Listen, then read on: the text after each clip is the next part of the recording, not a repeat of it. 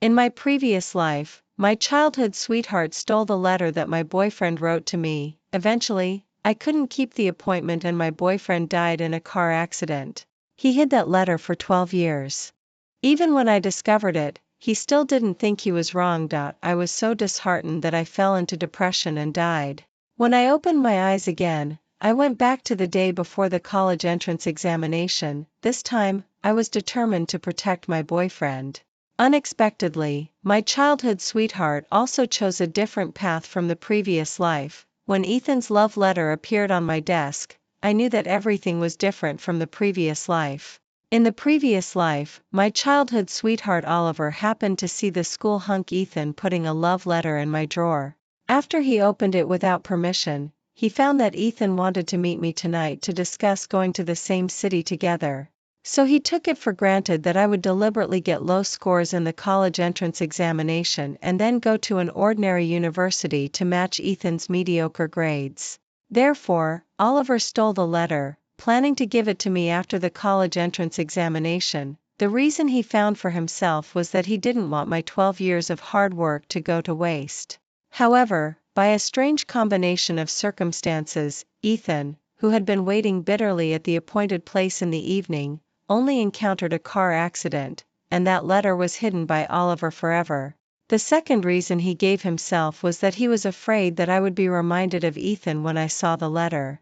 And this letter didn't accidentally fall at my feet until the 12th year after Ethan's death when I was helping Oliver move. I confronted Oliver. Under my repeated questioning, Oliver broke down and told me about the letter that I hadn't received 12 years ago and the appointment that I hadn't been able to keep. He said, "I did it for your own good. Only I know best the efforts you put into your studies in those years. Do you want me to just watch you go down the wrong path?" He sounded so righteous, as if he had seen the days when Ethan and I were dragging each other down and he was the God who pulled me out of the sea of suffering. Suddenly, I felt exhausted because I found that the person who had pulled me to live 12 years ago turned out to be the culprit who ruined my new life. I couldn't forgive Oliver, nor could I forgive myself. I locked myself up and read that belated letter over and over again. I could even imagine Ethan's concentration when he wrote this letter and his hesitation when choosing words and sentences. The last day of my life was a nice day. I sat by the windowsill, watching Oliver bring people to break down the door of my house. He approached me carefully and kept apologizing to me. And the last sentence I said to him was, "Oliver, I miss Ethan so much." The last image in my eyes was the blue sky and white clouds. Ethan's favorite shirt was white. When the wind blew his clothes, it was like a flowing painting. I closed my eyes, waiting for the pain when I hit the ground, but it felt like I was falling into the clouds. When I opened my eyes again, the familiar school bell rang in my ears, and I just woke up on the desk. The sports committee member who was looking in the mirror at the adjacent seat met my eyes and joked with a smile, "So the top student also sleeps during the big break." I looked down at my high school uniform and then snatched the mirror from the sports committee member and saw myself as an 18-year-old. The sports committee member was about to say something when there was a loud bang. A loud noise came from the other side of the classroom. I subconsciously turned my head to look. Oliver was sitting on the ground with a pale face. The just sound was the chair falling to the ground. The classmates gathered around to care about him. His eyes swept over the young classmates in front of him. Just before his eyes met mine, I lowered my head and pretended to look at my study materials. Undoubtedly, I was reincarnated back to the senior year of high school. Looking at the countdown in the lower right corner of the blackboard, tomorrow was the college entrance examination, and tonight, Ethan would die in a car accident. All because of that letter that I didn't get. I turned my head to look at Oliver, who was being helped up and walking towards the infirmary. I was surprisingly calm inside. It's hard to say that I don't hate him, but in this new life, I want to go with Ethan to the future we had agreed on. As for the rest, it doesn't matter. I endured until school was over at noon. The students went back to the dormitory to pack their things.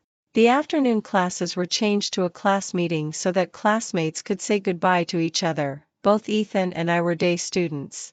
In the past, we would always go to the cafeteria to have lunch together at noon and then find a place to help him fill in the gaps in his studies.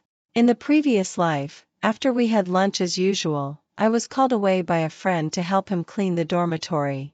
I originally wanted to refuse, but Ethan said that we should cherish the last day of high school and spend more time with our friends.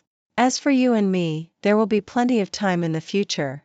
He smiled gently and watched me leave in front of the teaching building.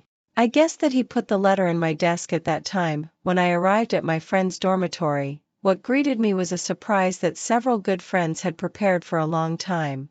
Because my birthday was in the summer vacation, they were worried that they couldn't celebrate my birthday for me, so they prepared gifts and blessings in advance. In this new life, I didn't want to miss Ethan's letter, nor did I want my friend's surprise to be in vain. So this time, I was the first to ask Ethan to meet me at the old place in the evening. He was stunned for a moment. From his expression, I could see that he was both surprised and puzzled by our telepathy. He happily agreed. Just as I was about to hint to him whether he had something to give me, I received a call from a friend. Just like in the previous life, Ethan smiled and said that there would be plenty of time in the future. I also rushed to my friend's dormitory as quickly as possible and accepted the blessings of my former friends again, but I was always thinking about that letter in my heart, so I left for a while. When I rushed to the classroom, there was no one in the classroom, but the letter was intact on my desk. I was a bit surprised and guessed that I was probably one step ahead of Oliver. Until the class meeting in the afternoon, Oliver suddenly asked me out of the blue what my plans were for the evening. I was stunned for a moment and didn't understand what he meant by that, so he continued, "Tomorrow is the college entrance examination.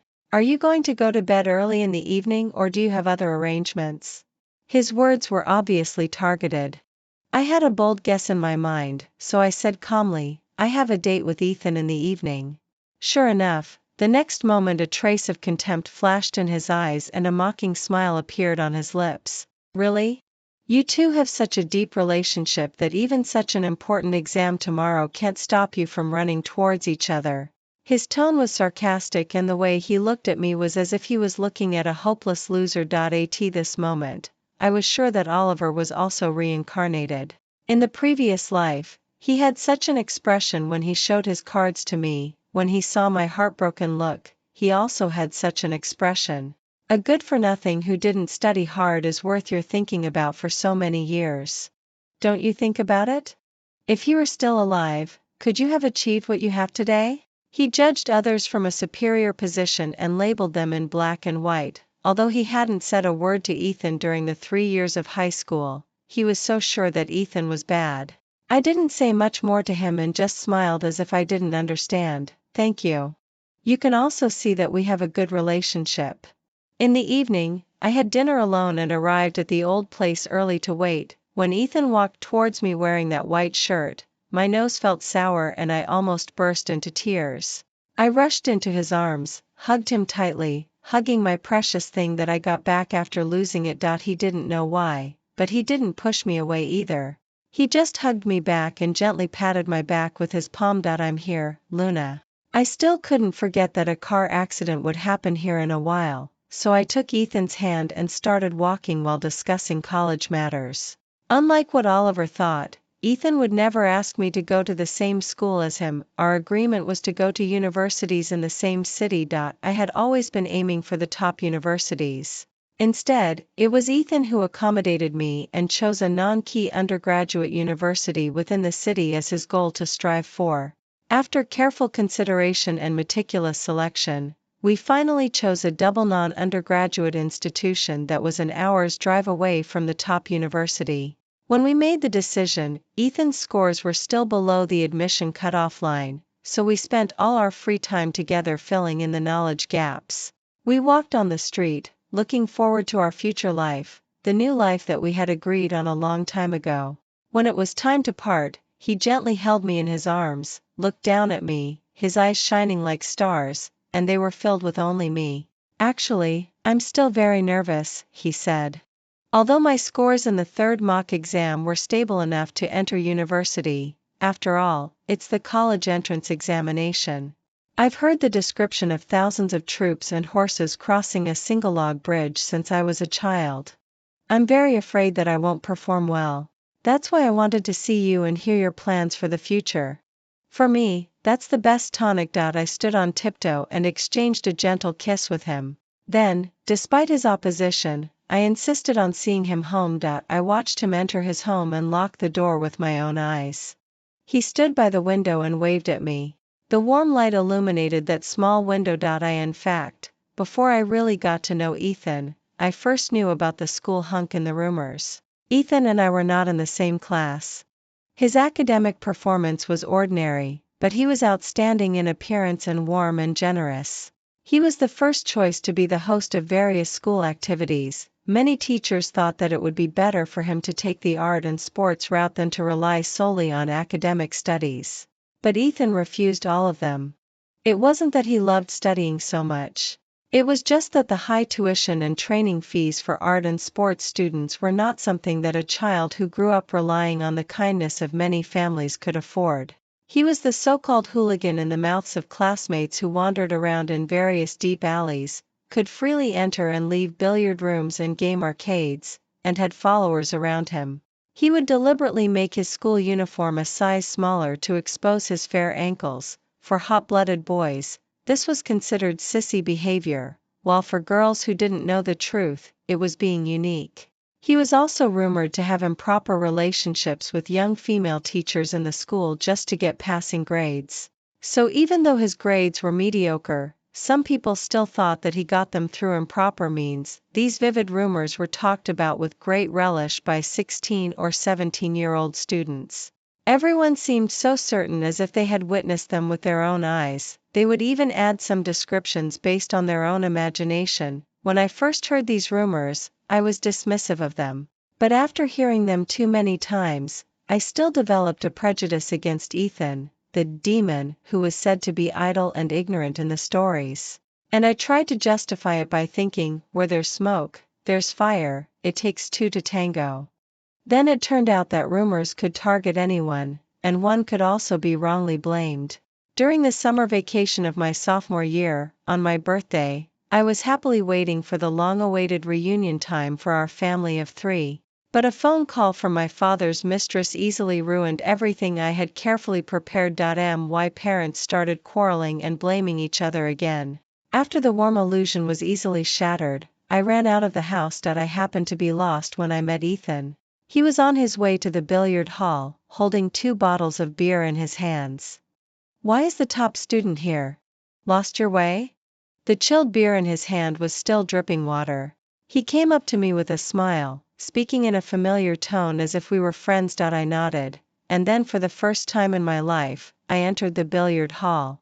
I didn't know him at that time. It was only when he told me his name that I realized what the protagonist of the rumors looked like. Ethan could indeed freely enter and leave the billiard hall and the game arcade because he helped deliver meals at his aunt's small restaurant. He took me around the billiard hall. The smell of smoke, sweat, and the noisy voices made me frown, but he didn't react at all. He just smiled and went to collect the meal fees.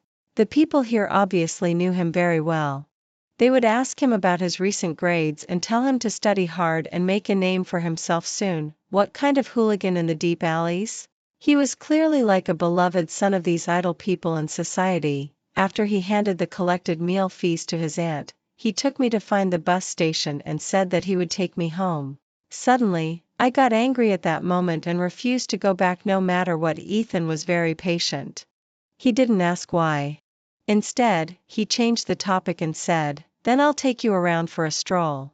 He took me for a walk and chat in this urban village. Almost everyone we passed by would greet him. I was a bit surprised at his social skills. He didn't care and said, "It's not social skills. I used to go to their homes to beg for food when I was a child."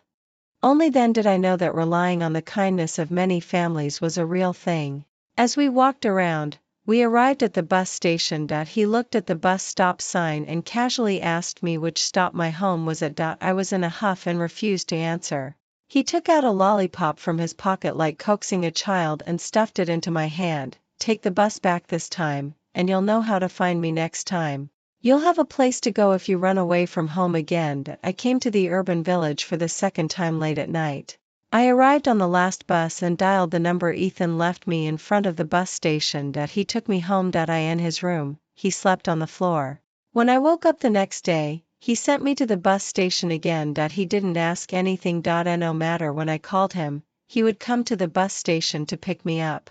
Until one day when there was a heavy rainstorm and his phone couldn't be reached. I stood in front of the bus station, feeling lost and not knowing what to do. Then he appeared in front of me with an umbrella. Later, I learned that his mobile phone had been taken away and sold by his father, who suddenly came home. He was worried that I might come suddenly, so he would go to the bus station to check every half an hour. After that, I didn't need him to pick me up anymore.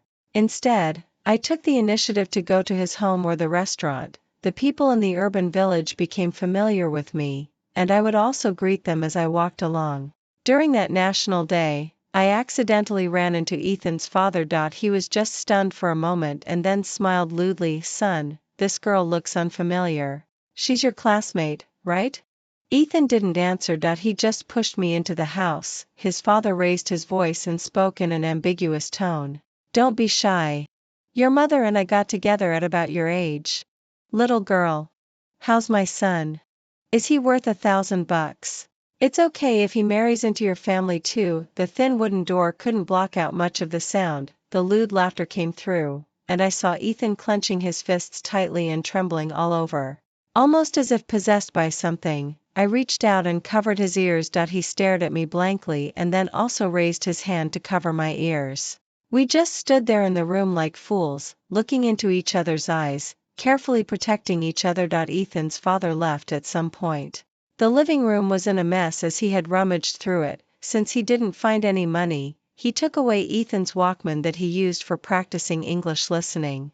That day, Ethan talked about his mother who passed away early and his father who was addicted to gambling, and for the first time, I also talked about my family that was always quarreling.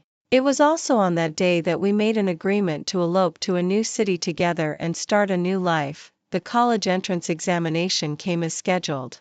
Ethan walked into the examination room alive, and our new life took the first step. As the English exam ended, the results of 12 years of exam-oriented education were settled. Ethan and I walked on the road hand in hand without hesitation and gave each other a bouquet of flowers when we passed by a flower shop. I accompanied Ethan to his aunt's place to get his mobile phone. The way he forced himself to stay away from his phone was to let others keep it for him. It was precisely because of this that he couldn't contact me in the previous life. In the evening, I received a call from Oliver's mother asking me to have dinner together to celebrate the end of the college entrance examination. "Can I bring my boyfriend along?" I asked. Oliver's mother was probably startled. She was silent for a while before replying, "Of course. Luna has grown up and even has a boyfriend now." Ethan was a bit nervous. I had told him that during the many days when my parents were quarreling constantly, it was Oliver's mother who took me in. At that time, we were neighbors, and Oliver and I got to know each other from then on. We could be considered childhood sweethearts. Later, Oliver's family moved away, and I lost a safe haven, but I had always been very grateful to Oliver's mother. "I feel as nervous as if I'm meeting my parents-in-law," Ethan said as he put on a white shirt and borrowed the suit pants from the son of the owner of the game arcade. He looked clean and formal. When we arrived at Oliver's family's place, Oliver opened the door. He looked Ethan up and down with a scrutinizing gaze and even sneered when he saw our clasped hands. After entering the door, Ethan bent down and whispered in my ear, "Did you offend him?" I looked at him amusedly. Why would it be me who offended him? "Well, I don't know him, and there's no way I could have made him angry for no reason." Ethan sounded quite confident. I just smiled and didn't say anything. What he didn't know was that some people could have unfounded hatred for others just because of their arrogance, even if they knew nothing about those others. During dinner, Oliver's mother had a lively conversation with Ethan. She couldn't stop talking about my embarrassing moments. I just smiled beside them and occasionally said a word or two. Instead, Oliver remained silent all the time, just looking at Ethan and me with a contemptuous gaze. The topic between the two of them had already turned to exam results when Oliver's mother suddenly asked, "By the way, how did Ethan do in the exam today?" Are you confident that you'll be admitted to the school you like? Ethan smiled confidently, looking like he had everything under control. Not bad. I think I did even better than in the third mock exam. Although Oliver's mother didn't know how well he did in the third mock exam, she was genuinely happy for him. At this time, Oliver beside her suddenly let out a cold laugh. What's the difference between a technical secondary school and a junior college? His words made the atmosphere a bit awkward. Oliver's mother gave him a strange look, as if she couldn't figure out why her son had such a sudden outburst of temper. Then she changed the topic. What about Luna? I remember you said when you were little that you wanted to go to a top university. How is it? Are you confident? Pretty good. A top university is no problem for me. My confident answer made Oliver frown, and he muttered, self-deception. His voice wasn't loud, but the four of us present could hear it clearly. Oliver's mother frowned and looked at Oliver, only to find that he was staring at me coldly. I looked back at him, calmly accepting the contempt and disgust in his eyes. Oliver? Oliver's mother called him, and then he rolled his eyes and withdrew his gaze. Mom, stop asking. In case someone tries to look good but fails, they'll be really embarrassed when the results come out. Oliver. Oliver stood up and went back to his room. Oliver's mother looked at us apologetically. Sorry, Luna, Ethan. He might be in a bad mood today. I'll ask him to apologize to you in person when he calms down. Ethan waved his hand to indicate that it was okay, and then we got up and said goodbye to Oliver's mother. After the college entrance examination results came out, both Ethan and I felt relieved and decisively applied to our target universities. During the remaining time, we learned to drive and worked part-time at the same time. Finally, when we got the admission notices, we had saved enough money for our graduation trip. Our new life took another step forward. Before the start of the semester, Oliver sent me a message. The first sentence was, "Did you break up with Ethan?" I was full of confusion. So I simply took a picture of our clasped hands and sent it to him. He was silent for a while. The typing indication on top lasted for at least 10 minutes. Didn't he ask you to go to the same city as him? No. I asked him to go to universities in the city with me, probably having nothing more to say. Oliver didn't send me any more messages. I was sure that he was reincarnated and also understood his purpose. He wanted to see me degenerate with Ethan after choosing him. We should be down and out, should attack each other, and Ethan should even have an affair to reveal his true face of being money-worshipping and vain. Finally, we should be poverty-stricken.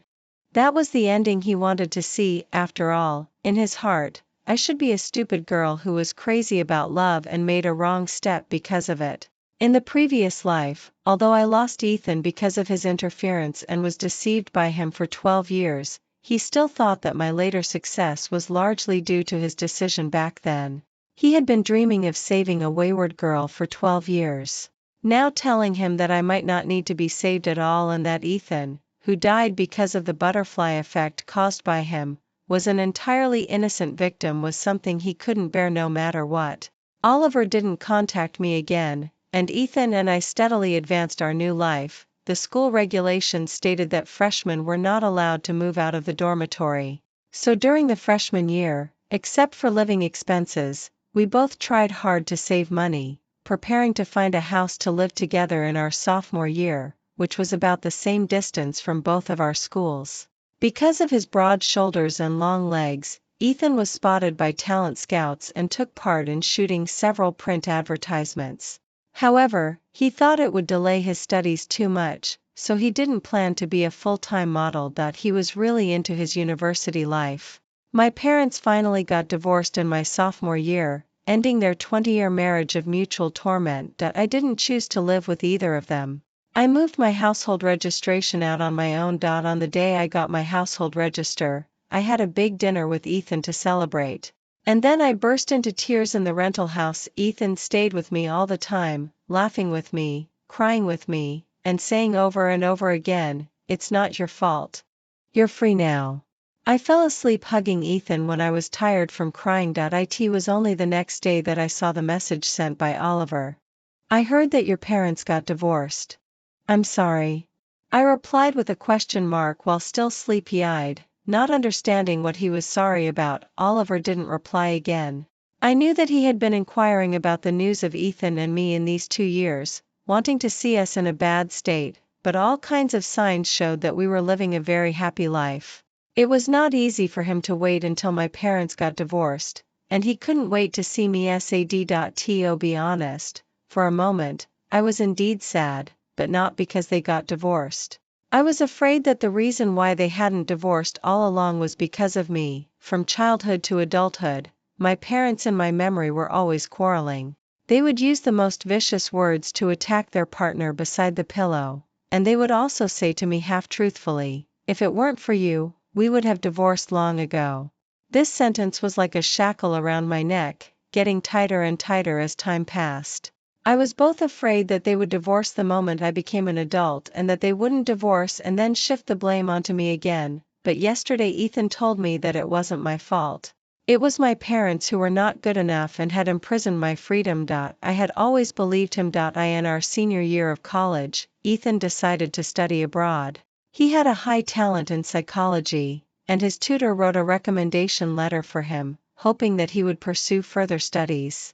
That was the first time since being reincarnated that I had been separated from him for such a long time, a whole year. During this year, Oliver seemed to come back to life out of nowhere and often asked me in a sarcastic way how Ethan and I were doing. Later, he even asked me to have coffee under the pretext of visiting me on behalf of his mother and then said in a tone as if he had expected it, "You really have a poor eye for people." His reputation in high school wasn't good at all. He's not someone that a person like you can hold on to. What reputation? I interrupted him and asked back. Oliver was stunned for a moment and then frowned and said, "Don't play dumb. I don't believe you don't know those rumors about him." "I know," I nodded. "So I understand that those are all rumors. I'm just curious why you talk as if you've seen them with your own eyes." "Have you seen them, Oliver?" Oliver was silent for a while. He hadn't seen them, but he believed that someone must have seen them, otherwise, how could they describe the places so clearly? I sneered, full of sarcasm. "Then have you been there? Have you asked those people? Everything is just your speculation based on what you see in pictures. You haven't even said 3 sentences to him, but you arbitrarily think that he's a hooligan, a bad person." "Oliver, aren't you very smart? Do you just use your intelligence to label others? You've been talking about these rumors for so many years without ever thinking of verifying them. What are you so guilty about?" Oliver had always been a contradictory person. What he posted on social networks were all slogans about being independent and loving oneself. He vowed to live only for himself, but he had never stopped harassing Ethan and me, especially when he found that we were living well. His prying became even more frequent. While saying that he wanted to be beautiful on his own, he prayed to gods and Buddhas hoping that misfortune would befall someone. He had so much time and energy, but he wasn't willing to spare any for the truth. Oliver almost fled in a hurry. After that, he quieted down for a while and then began to post some so-called black history of Ethan again, including the fact that his drug-addicted father was beaten into an intellectually disabled person by debt collectors and was now begging in the urban village, which also became a point for Oliver to attack Ethan. What kind of decent person can be raised in such a family of origin? Maybe, although your family is so decent, didn't it also raise an odd one like you? After saying that, I blocked him. And this was already the 10th account of his that I had blocked. At first, because of Oliver's mother, I didn't have the intention to target him, on the condition that he would really stay away from us as he claimed. But obviously, the pain brought by self-doubt made him urgently need to find evidence that Ethan was a bad person. Unfortunately, the more he searched, the more desperately he found that Ethan was the perfect victim. After graduation, I successfully got a job at an internet company in the UK, ending the long-distance relationship with Ethan. And our new life was completely on the right track. The early days were very busy. I had to adapt to the new language environment and living environment. Fortunately, with my lover by my side, he accompanied me to adapt slowly. Life was busy and fulfilling. When I was so happy that I almost forgot about Oliver, he suddenly showed up. Ethan went to another place with his tutor to give an open class and wasn't at home. I was the only one at home. Just as I was about to ask him to leave, I heard him question, "Luna, are you also reincarnated? So, it's because you're reincarnated that you didn't choose the wrong path, right?" There was hope in his tone when he spoke. And there was pleading in his eyes looking at me. As long as I nodded, he could prove his greatness. I put the hot tea in front of him and then denied what he said. Neither I nor Ethan has ever considered compromising downward. My goal has always been to enter a top university, and Ethan's goal has also been achieved step by step through his own efforts. You believed the rumors, took it for granted to label others, and under the pretext of doing it for my good, satisfied your own selfish desires. Why do you question other people's feelings? Is only your kindness considered kindness, and are others all ill-intentioned? Oliver, do you really want to be someone's savior so much? In the previous life, after Ethan died, I didn't take the college entrance examination and I didn't even have the thought of living. Moreover, my parents were still shifting the blame onto each other and quarreling endlessly about this matter. And my mental state once collapsed. Oliver took me to his family's place and followed me around all day long, afraid that I might do something stupid.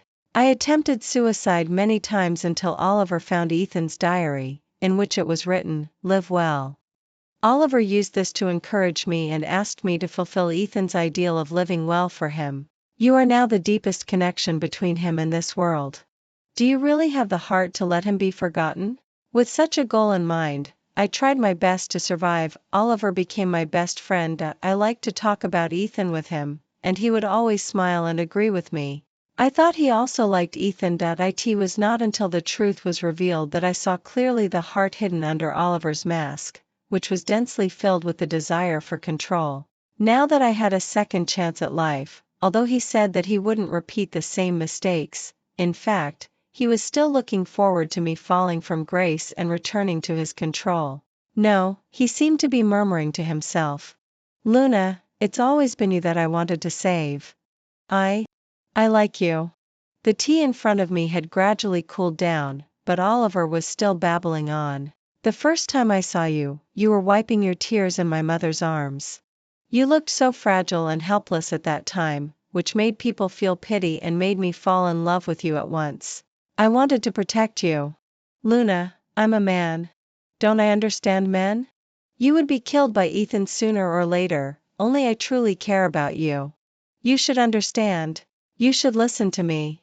Only I can protect you. He became more and more excited. When he got up and rushed towards me, he knocked into the teacup. I dodged aside. Looking at the man with bloodshot eyes, I had to admit that Oliver was crazier than I had imagined. Oliver, make it clear. Do you want to protect me or control me? Can you tell the difference? While confronting him, I secretly dialed 999. Oliver was still hysterically claiming that he was just protecting me. I slowly walked towards the window, looked straight into his eyes, and asked word by word, if you were really protecting me, then how did I die? Oliver was stunned. Remembering my death in the previous life, he suddenly burst into tears. It wasn't me. It wasn't my fault. It was Ethan. Why did he seduce you? Why did he write you a letter? Why did he ask you to meet? You are clearly mine. Clearly mine. I'm not yours, I said calmly. I've never belonged to you from the beginning to the end. After saying that, I pushed the window open and jumped down. Behind me came Oliver's hysterical scream. Perhaps the scene of my falling from the building back then had been so painful for him that he even forgot that we were on the first floor. I chose to jump out of the window when I saw the police car outside. When the police saw me, they immediately rushed in and restrained Oliver.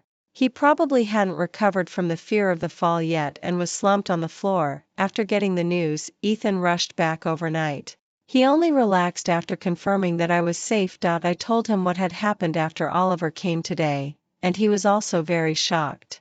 After the shock, he also reacted and asked me about reincarnation. I hesitated for a moment and then told him everything about the past life and this life. After listening, Ethan shed a few tears. His first reaction was to ask me if it hurt when I fell from the building. I don't know. I held his hand and kissed it on my lips. I didn't feel it at all.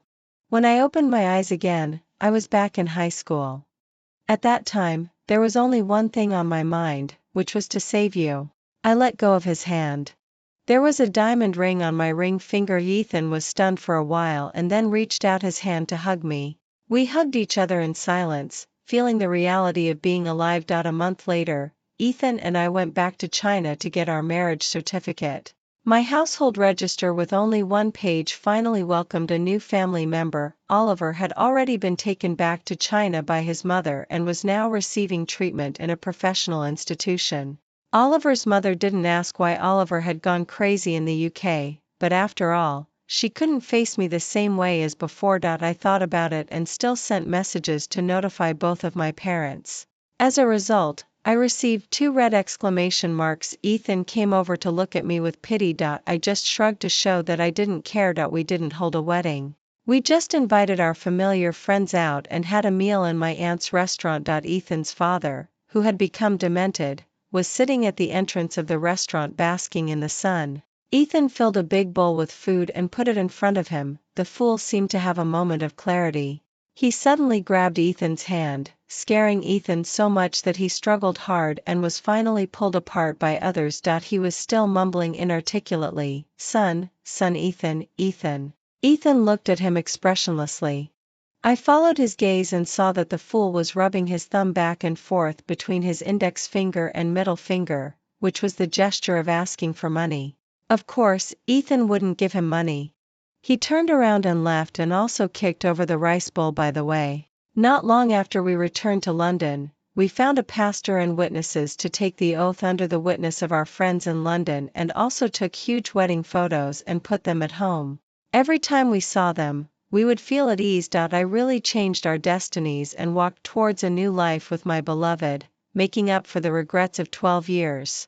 In the second year after Ethan graduated from graduate school, we had a baby. The child who had once been abandoned by his family finally formed his own family.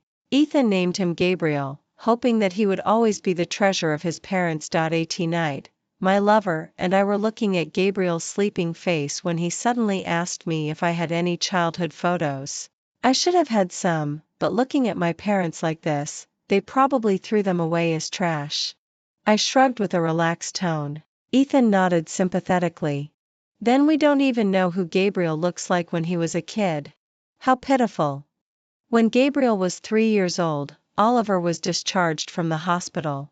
Despite his family's opposition, he insisted on coming to London to find me. I was a bit worried that he might go crazy and hurt my child and husband, but Ethan looked completely unconcerned. Let him come. It's just right to solve any long-standing problems together. Oliver had lost a lot of weight. His thin body was tottering in London's wayward wind, scaring Ethan so much that he immediately invited him inside. Gabriel hid behind me and peeked out. Oliver looked at him and said in a hoarse voice, "Your child?" "Yes, he's 3 years old this year and named Gabriel." "Gabriel is a nice name," Oliver murmured. Oliver stayed in London for 3 days. He didn't have an episode, nor did he say much. He just quietly watched the life of our family of 3 from the side. Gabriel was very curious about strangers. He ran to Oliver all day long and stared at him with wide eyes, and neither of them said a word. I was on tenterhooks watching them, afraid that Oliver would suddenly go crazy. Ethan laughed at me for making a fuss. I said it was the sense of crisis of an old mother. "Don't worry. He's not sick." Ethan smiled and patted my shoulder, calling Gabriel's English name. Gabriel rushed into Ethan's arms like a cannonball. Ethan picked him up and calmly looked at Oliver. After a long while, Oliver said in a hoarse voice, "I'm sorry. I stole your letter back then and caused your death." The atmosphere suddenly froze. I didn't know what he meant by saying this now, nor did I know if Gabriel had understood. Ethan didn't have much of a reaction. He just asked faintly, "Anything else?" Oliver cleared his throat and continued, "I opened your letter without permission back then. I clearly knew that you had an appointment with him but deliberately hid it from her. I'm sorry. I thought your intention of approaching Luna was impure because of those rumors in school and also participated in spreading the rumors. I'm sorry. I lied to Luna for 12 years and finally drove her to jump off the building and commit suicide. I'm sorry." Oliver hung his head very low, his shoulders trembling. I didn't know if he was crying. He listed the mistakes he had made in the past 10 plus years one by one. Each "I'm sorry" seemed to heal a wound. Until the end, he stopped and looked at Ethan with teary eyes. Ethan smiled and said, "You missed one person." Oliver didn't understand what he meant until he looked in the direction Ethan pointed. There was a mirror there, reflecting Oliver, who was thin, haggard, and with a tear-stained face at the moment. "Oliver, you've wasted almost 20 years of your life in the past life and this life. After saying sorry, look forward." Oliver covered his face and burst into loud sobs, repeating, "I'm sorry" over and over again. The next day, the first snow fell in London, and Oliver left, treading on the snow. The heavy snow quickly covered that trail of footprints, leaving nothing behind.